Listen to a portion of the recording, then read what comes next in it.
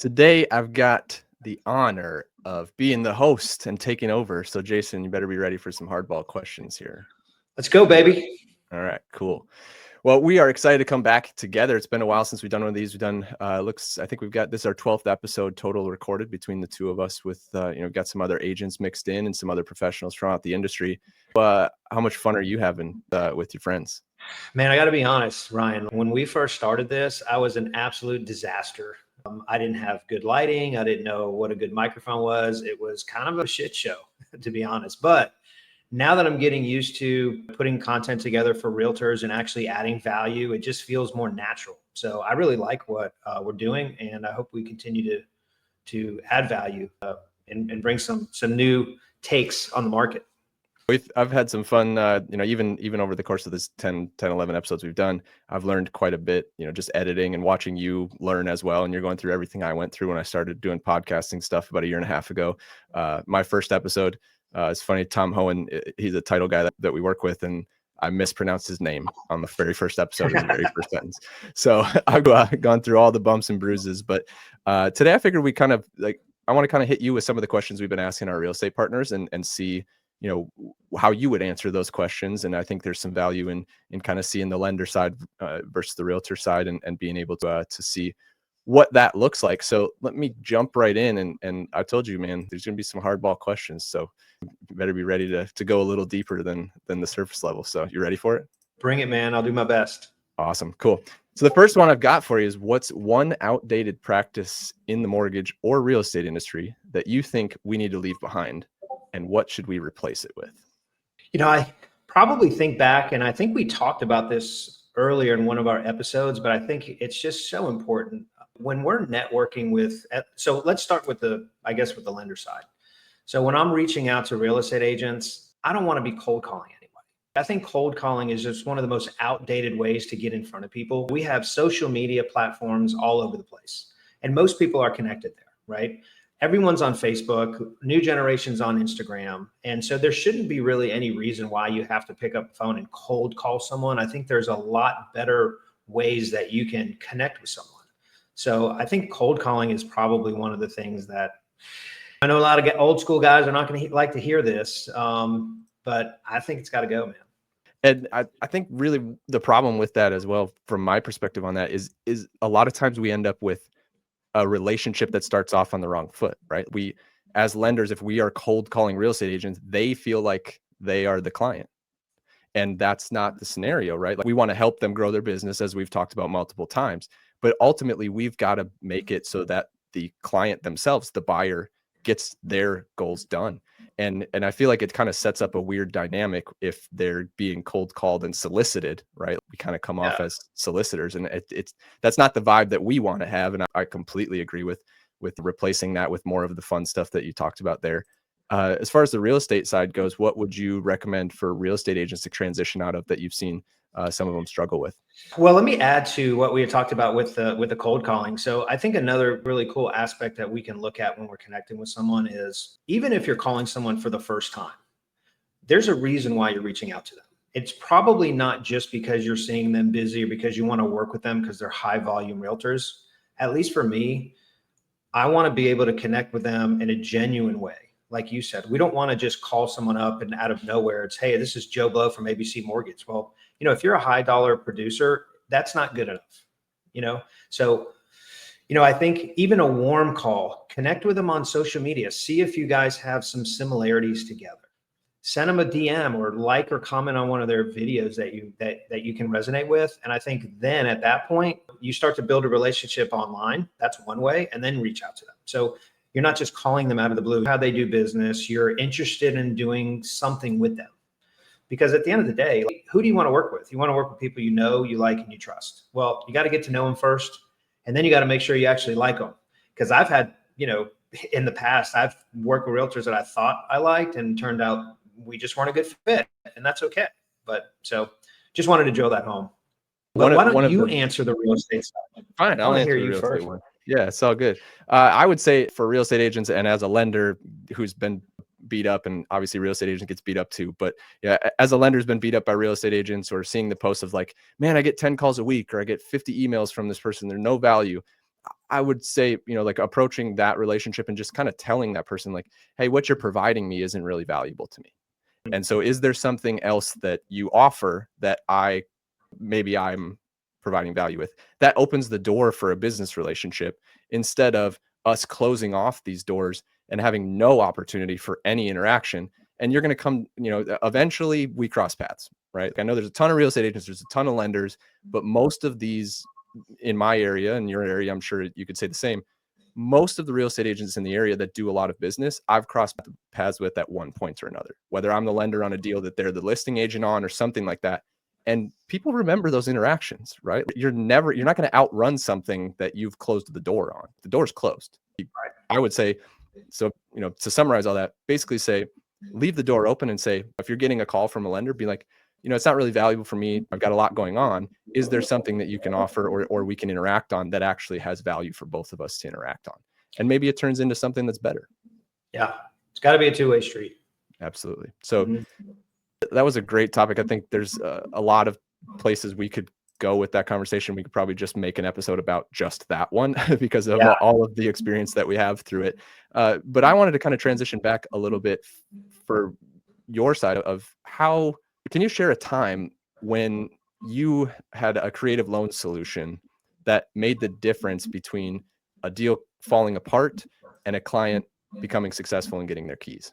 Gosh, there's been a few. And the unfortunate thing is early in my career, I was that guy, right? So I was the guy that dropped the ball and someone else picked it up. And it was a very valuable lesson for me. I just had one very recently where we had another lender that wasn't able to do the deal. Specifically, it was very simple. They didn't ask for additional assets. They couldn't get the AUS, the automated system approval. They didn't even ask if they had a retirement account. I did a full application on them, asked them what their goals were. And then we also were able to get them to buy a house without them selling their existing home. And they had a contingency on that house. So having the knowledge of the types of loans that we can offer, like, moving that debt against that current home to get them approved. There's not a lot of lenders, and I wouldn't say there's not. Let me take that back. There are some lenders that are not filling out a full application, asking basic, simple questions to get them to the finish line. The reality is every lender, if you're doing a conventional, like a conforming or a government loan, they all have to go through the same automated underwriting system. The question is, are you putting it together right? Are you asking the right questions? Are you getting enough information to push it through to closing? Yeah, I know exactly what loan you're talking about. And I remember us, I was out traveling and I took some time and found some Wi-Fi in this coffee shop / bar thing in North Carolina. And we were jumped on and we had conversations. And it was so fun for us as a team to be able to like recognize that there was a loan there, right? Like where somebody else told them no, we were able to show them like, well, here's the moon. And if you shoot the moon and everything goes right, here's what can happen. And we broke it down instead of just viewing it as a whole loan, right? Like we broke it down into individual sections. We talked about the income. We talked about assets that, like you mentioned, the guy didn't ask about. And, we were able to document it much more cleanly and create a situation where they didn't have to jump through 92 hoops. And it actually was a pretty straightforward deal when you understood the guidelines. Well, and here's the other thing, dude. This was a $600,000+ loan. Once I saved that deal, guess what happens? You get the snowball effect. So the entire realty office started asking me questions about some other deals they were having some trouble with. And so I've gotten 3 or 4 leads just out of that office because I did an efficient job of approving one deal. So this kind of goes back to making those cold calls, right? Well, why don't you let your efforts speak for you? Close a deal. If you did a great job, call that listing agent, call the buyer's agent. Hey, do you have anyone in your office that I could help just like I helped on this loan? So there's different ways to communicate. And I think that's a really important part of it too. Actions speak louder than words. I think a lot of people kind of sit around in those scenarios that we just talked about where a loan gets denied. They kind of sit around and wait for those deals to come, or they use that as their sales pitch, probably too much, right? Like that's their entry point, so they get on those cold calls and they're like, hey, I could save your deal. Well, okay, but you have to be there at the right time for that to work, right? You have to be top of mind for that to work. So there's something to say about that you've developed the relationship on the backside of that, where that real estate agent trusted you enough to say, let's give Jason a shot at it. And We've developed, the team aspect of it to support that mindset too. So you can go out as a LO and actually, trust that things are going to work out the way that things are supposed to work out. And real estate agents definitely respond to that. I love that we got to talk about that one. So when you think about partnering with real estate agents, what do you wish most of them or more of them understood about the mortgage process itself? Yeah, so this is a great question. And I always talk about when I'm working with real estate agents, this is a team effort. We need to be on the same team. So there's a way that we can react and speak to our clients and with each other. So I'll give you a perfect example. So if a borrower is calling me, we're in the middle of a deal and they're like, hey, I haven't been able to get a hold of, Mr. Realtor. I don't know what's going on. I'm having having a lot of trouble. Well, this business has a big problem with the blame game. So if something's going wrong, well, I don't want to look bad. So I'm going to blame party B. I'm going to blame the title company. I'm going to blame the real estate. Oh, it's the listing agent. But you get those responses and I say, hey, listen, Mr. Buyer, hey, I understand. I'm sure they're pretty busy. I know they do a great job and I know they're doing behind the scenes work because I've been talking to them, throughout the process. Let me personally try to find out how I can get them to call you back. So you want to have their back in that scenario. So I think that's really important. And I want those realtors to reciprocate that as well. So we want to understand that for us to look good, we have to collectively look good. And so that's what we try to do. Yeah, one of the episodes here prior to this one, I was speaking with one of the real estate agents and she mentioned being a piece of the puzzle. And we kind of came to a conclusion that it makes sense to, yes, definitely be that piece of the puzzle. If you try to be more than one piece, like eventually something's going to fall apart. Or if you try to monitor the other pieces. But the idea would then be fill that puzzle piece that you are as full as you possibly can, right? And make sure that you're able to fit with the other people. Because if you start expanding out past your piece of the puzzle, something's not going to fit and you're going to overlap and you're going to say one thing and title company's going to say another. Like that's where you just kind of make sure that you understand your part of the role and stick with that and just be the best at that. You don't have to monitor everything when you have good partners. Really, that probably comes down to finding good partners and trusting that, trusting yourself enough to know that those partners are going to have it taken care of. And I think, people need to understand that more is really like trust who you found is going to do the job.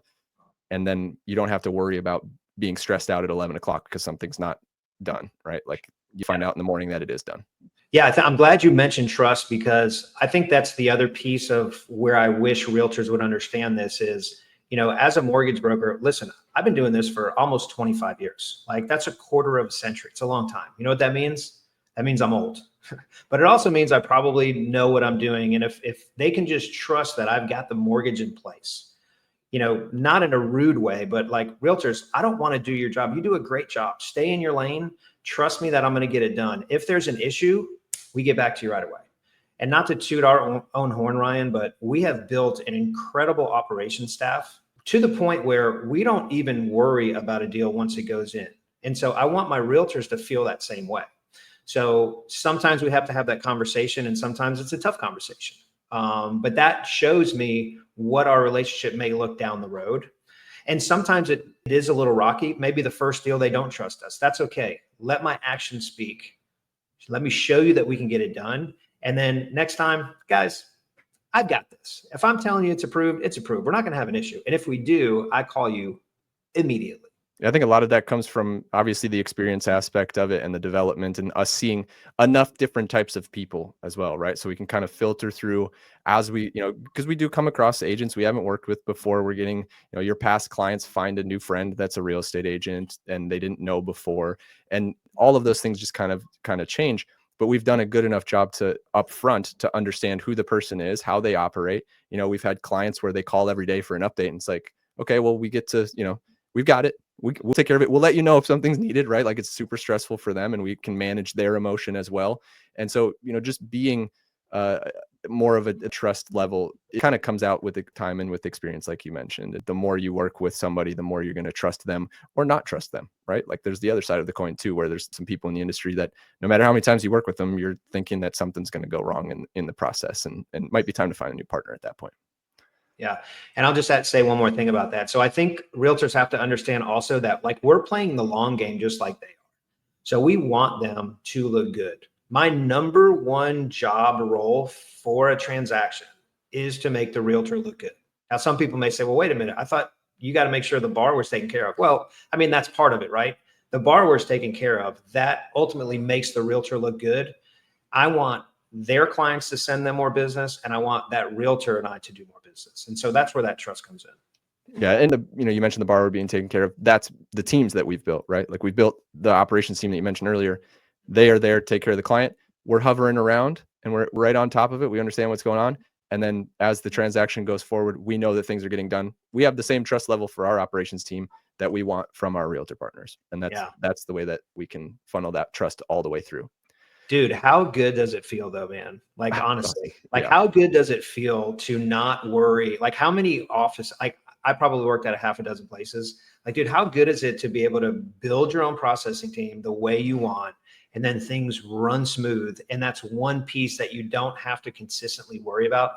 It's like weight off the shoulders, man. It's just like, yeah, it's super awesome to be able to just like and I say pass, but just pass the responsibility of that piece of the process, right? Like we're still there as a responsibility of knowing that the process is being done and making sure it's taken care of.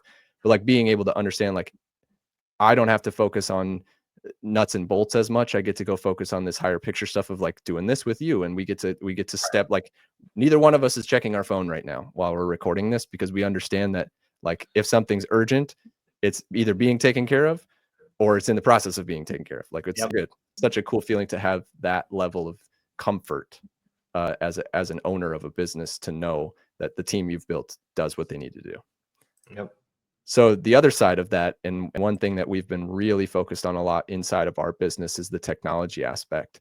And so I want to ask you, and I know you've talked about this, I think in a couple of the episodes that you've done, what's your take on how technology is changing our business? And do you think that those changes are helping, hurting, or both? Yeah. So let me just make this statement first, and then I'll answer that. So loan officers, if you're watching this, realtors, if you're watching this, if you do not have a CRM that is automating processes, following up with your leads, allowing you to set up tasks to do things on a daily, weekly, monthly, quarterly, and yearly basis, you are losing in this market. So technology is absolutely crucial in our business. There's so many moving parts that you have to have a system in place to keep you organized. I always remember, like, we had my first coaching mentor, because I went to a coaching platform. We basically broke down how many things you have to do on a loan, like from getting a lead to closing a deal.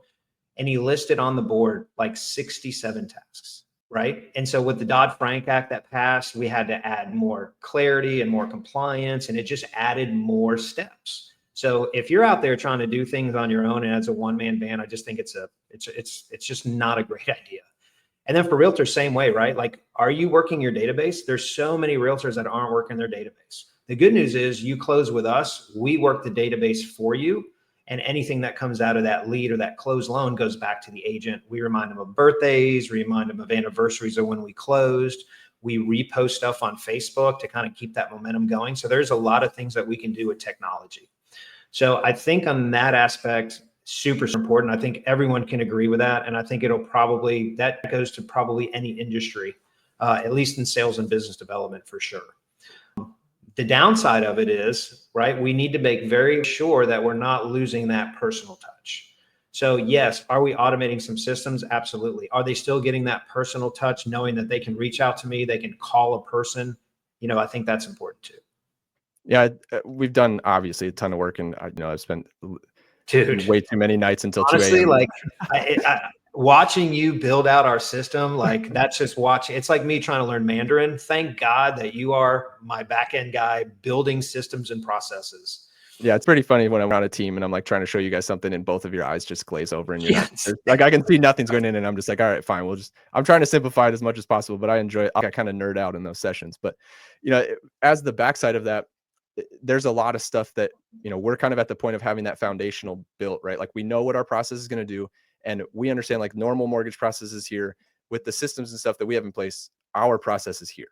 And our process, this is now our foundation of process, which is already, 25 to 50% better than anybody else, because we have things put into place that made it better. And those go out on every single loan. We have a predictable process. It gets to this stage, this happens. We don't have, our processor emailing saying your loan's approved in a different way every single time. We have our systems emailing that customized with the information from the loan itself. So we get to have those initiations happen with our technology. And then we get to add our personal touch on top of it, right? Because now we've got the email out with the standard, you're approved. We got our video there, our face. Now we get to make a call and we go, hey, you're at approval. How's it going? You feeling good about this? And we get to, like, it takes that whole business edge off of it. And now we get to connect with these people as a deeper level because we've already done the business stuff using the automation. And it's such a cool feeling. Like, as somebody that's been a tech nerd, right? Like we talked about, like I literally had through 20 and 21, I've systemized my entire business where like I literally wasn't calling anybody. I had voicemail drops. I had videos going out. I had it was this big. And like my process was awesome. There was just, it lacked that personal touch. It disconnected me too much. I was closing loans and had no idea who the people I was closing loans for were. I never got to know them as people. And the realtors felt it. And I lost a large portion of my business because I thought that was the direction to go. And so now like the pendulum is swinging back to the middle. Now I get to utilize that stuff for like, this is our standard, which is already, like I said, better than most. And then I get to add the personal touch in on top. And it just like, it's the gravy, right? Like it's having so much more fun closing loans now because we have the ability to just like, we're kind of showing off a little bit, right? Like we did the work. Yeah, man, dude, listen, kudos for learning that lesson, right? Because, we're not afraid to try new things. I never got to that level of where you were, but it's good to know, right? Where automation is great to a point because sometimes, listen, it sometimes doesn't work right. So then you got to fix it too. And what I love about our automated system is we have an automated email goes out. If someone responds, we jump back in personally and answer additional questions. Same thing with texting. Like, hey, your appraisal has been ordered. Here's the link to pay. And they go, oh, okay. Can I do, they ask a question. We can respond as people. But the process of where we go from process to appraisal order to clear to close, we have those automations go out seamlessly and then we can respond as people. So we're mixing that auto-generated messaging with our personal touch. And I think it works pretty good. So yeah, I think we do a good job of scheduling out the time too, and what that allows us to do, right? Because most people, and again, we're really good at picking up the phone, half of us maybe, but we're good at picking up the phone. Jason's really good at it. I'm not so good at it. When I'm focused on something, it's tough for me to step away because then I got to funnel myself back in.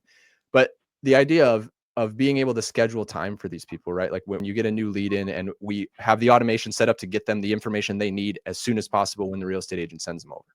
We get them the application link because generally that's the most important. We would never push anybody to an application, but that's obviously a crucial part of it. If they come back to us and they go, hey, I've got some weird things going on in my file or my situation, I need to talk to you first. Great. Here's some time. Put it on my calendar and I will give you 30 to 45 minutes of dedicated time and I will not look at any other file. I will be focused on you 100%. And so now because of the automation and the technology that's behind us, we get to dive in to go deeper. Like you mentioned, that guy didn't ask about a freaking retirement account.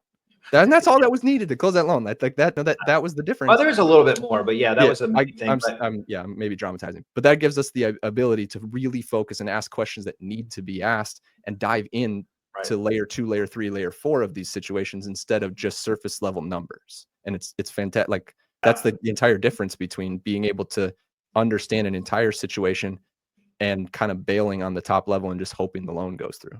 Yeah. And full disclosure, guys, that may sound like we're trying to pitch our system. I mean, we just love our system. We get all giddy and excited about it, but it is really important. I think I just want to nail that home. Like we're not trying to say we have the best one. There's a lot of good ones out there. What we like about ours is we get to build ours out. Now that we're owners, we get to do it exactly how we want it. And it's just really good to be able to have that freedom to do so.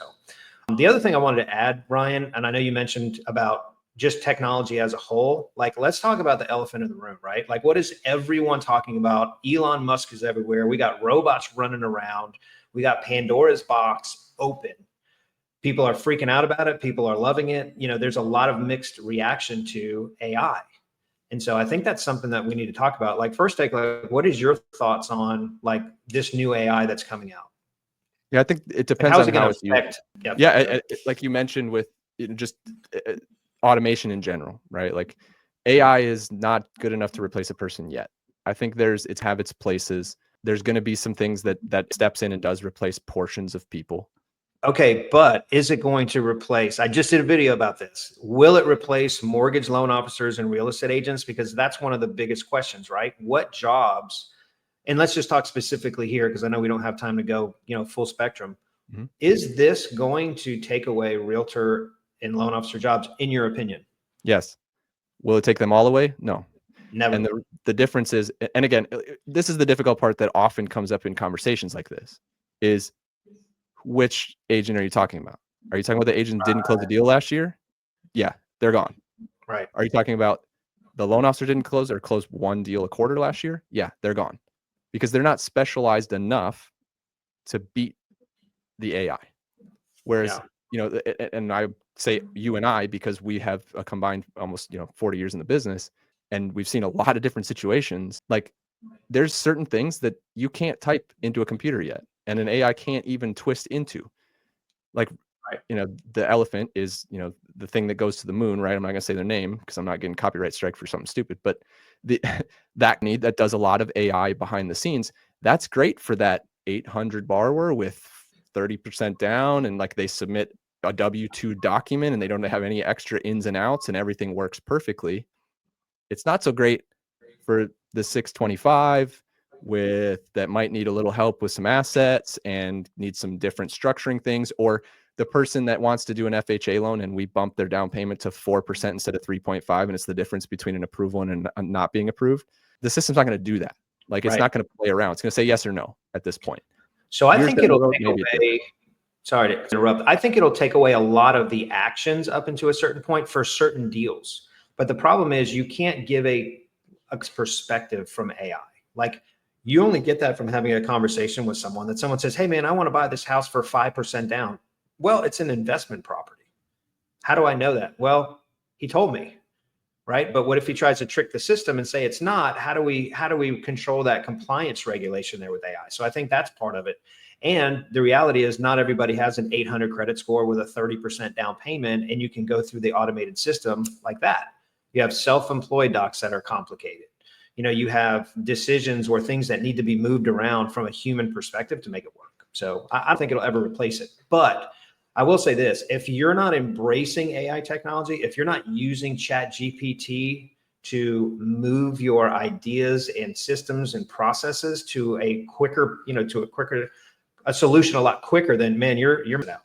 Yeah, I think with the Chat GPT thing and the AI thing, people are quickly dismissing because of the way they approach it. And I made a post the other day, something along the lines of, it's not the technology that's bad. It's the fact that you don't understand how to use the technology enough to make it good, right? Something like that. Generally, the technology is going to do what you want it to do, right? So if you buy a new CRM and you want to follow up with past database clients, it's going to do that. Did you put the data in properly to make it work? You want to follow up with closed leads or closed loans. Are they all marked as closed loans? The system can't know that unless you give it. So garbage in, garbage out kind of thing that we've approached as loan officers for so long with underwriting, right? We've been dealing with AI for a long time. We just didn't know it in the automated underwriting thing. That's all AI because it navigate through with conditional logic, right? Like if they have a 620 score, it sets them down a path of viewing information in one way. If they have a 700, it views it a little differently. And so, we've been dealing with that for a long. Automated underwriting has been around a long time, and that's really part of it. I think what people are most fearful of is the learning capability of AI.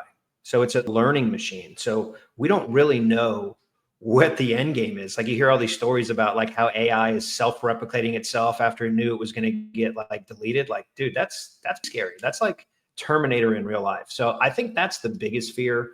Obviously, the secondary fear is, hey, how many jobs is this thing going to take over? But I think if you're in an industry that and most industries have to have some sort of human touch. It may change our industry in a sense, but I don't think it's going to eliminate what we do. Factory workers, general labor stuff, I think that could be a thing of the past for humans. We'll just have to see how it plays out. Yeah, that's a pretty broad spectrum. Like you said, we could probably do an entire episode on and maybe a week's worth of episodes. But ultimately, I think we covered some good ground today. I think we summarized some of the stuff that we've talked about in the last few episodes, and we're going to definitely try to jump in more of just me and you. And, obviously it's good for the company. And I think we spit out some good value and some good information and stuff, and excited to see the direction that we take the future episodes. So thanks for entertaining my questions there. And then you even kicked them back to me and got me excited about a couple things. But, I appreciate it. So yeah, man, let's wrap this one up, and then we can, we'll see you on the next episode. And I think, Jason, you are the next one. So you'll have somebody on the next episode. Yep, absolutely. Thanks, Ryan. Great episode, All right, man. You got it.